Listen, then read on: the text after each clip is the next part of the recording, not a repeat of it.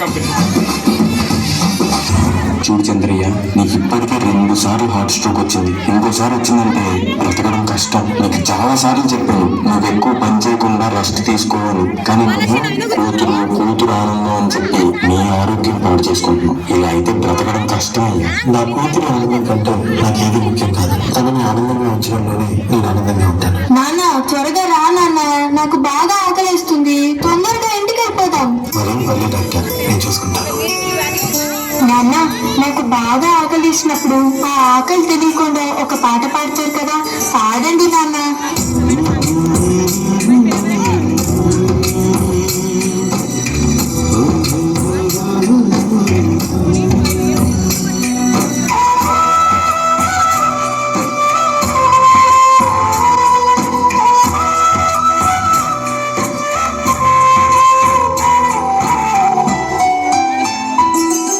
గుమ్మడి గుమ్మడి ఆడిందంటే అమ్మాడి daddy కూతురిలో మురిసే కూర్చుంది.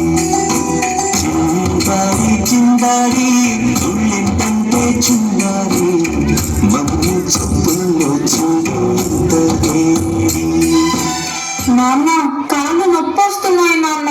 వద్దంటే వినదే పెదలంతా ఆడి పాడి ముద్దే పరిగెత్తే పైడి లేడి చిలకాసే చెవిలో ఎన్నో సునాడి పట్టుకోలే పన్నెండైనా ఏం చెయ్యాలి.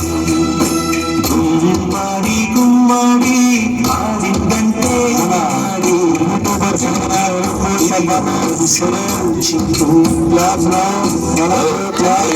చంద్రయ్య, ఎక్కడయ్యా నా అద్దె డబ్బులు?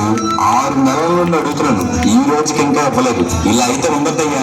నా ఇల్లు ఇప్పుడే ఈ క్షణం ఖాళీ చేసి వెళ్ళిపోండి. అయ్యా, కొంచెం చిన్నగా మాట్లాడండి అయ్యా. లోపల నా కూతురు నిద్రపోతుంది, విన్నదంటే బాధపడుతుంది. ఎలాగైతే 2 రోజులు డబ్బులు కట్టేస్తానయ్యా. ఏంటి చిన్నగా మాట్లాడాలా? అద్దె కట్టడం చేత కాదు కానీ కూతురు ముందు పరువు కావాల్సి వచ్చిందా? రేపటి కల్లా నా అద్దె డబ్బులు నాకు ఇవ్వకపోతే ఇంట్లో ఒక్క సామాను కూడా ఉండేవను. ఏమైంది నాన్న? ఏం లేదమ్మా, పడుకుందాం. నేను మొత్తం విన్నాను నాన్న, నువ్వేం బాధపడకు నాన్న. నేను బాగా చదువుకొని ఒక మంచి ఉద్యోగం చేస్తాను. మనమే ఒక మంచిని కట్టుకొని ఆనందంగా ఉందాం. అప్పుడు ఎవరికి డబ్బులు ఇవ్వాల్సిన అవసరం లేదు కదా. నువ్వేం బాధపడకు నాన్న. ఎన్నెన్నో ఆశలతో పెంచానమ్మ గుండెల్లో,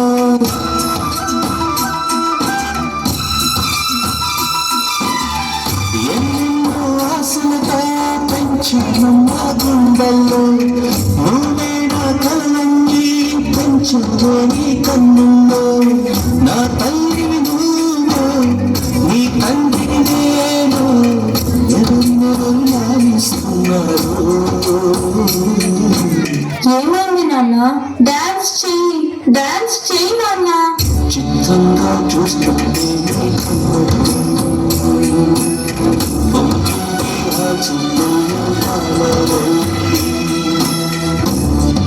నాన్న, రేపు నాకు ఢిల్లీలో ఇంటర్వ్యూ ఉంది. అందుకని నేను సెలెక్ట్ అవుతే 60,000 జీతం వస్తుంది. ఇక మన కష్టాలన్నీ తీరిపోతాయి, హ్యాపీగా బ్రతికేయచ్చు. నీ ప్రశ్నలు ఎవరు బదులుగా.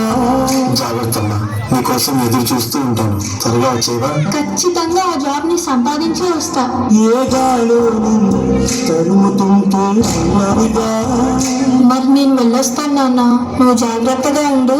ఆ గాలో తెలియదంటే చెల్లదుగా. ఈ జాబ్ నాకు చాలా అవసరం. మా నాన్న నా కోసం ఎంతో కష్టపడ్డాడు. మా నాన్నని హ్యాపీగా ఉంచాలంటే ఈ జాబ్ నాకు రావాలి. బతుకంటే పడి చదువా, అనుకుంటే అది సులువా. నా బంగారు తల్లి, నేను పని చేయట్లేదు, డబ్బులకి ఇబ్బంది పడుతున్నా అని తాను జాబ్ చేస్తా అని ఇంటర్వ్యూకి వెళ్ళింది. సర్లే, నేను ఇంకా ఎన్ని రోజులు బ్రతుకుతానో కూడా తెలియదు. తనకి జాబ్ వస్తే తనే హ్యాపీగా ఉంటుంది. నా పాపకి జాబ్ వస్తుంది. దేవుడు ఉన్నారు, జాబ్ ఖచ్చితంగా వస్తుంది. ఖచ్చితంగా.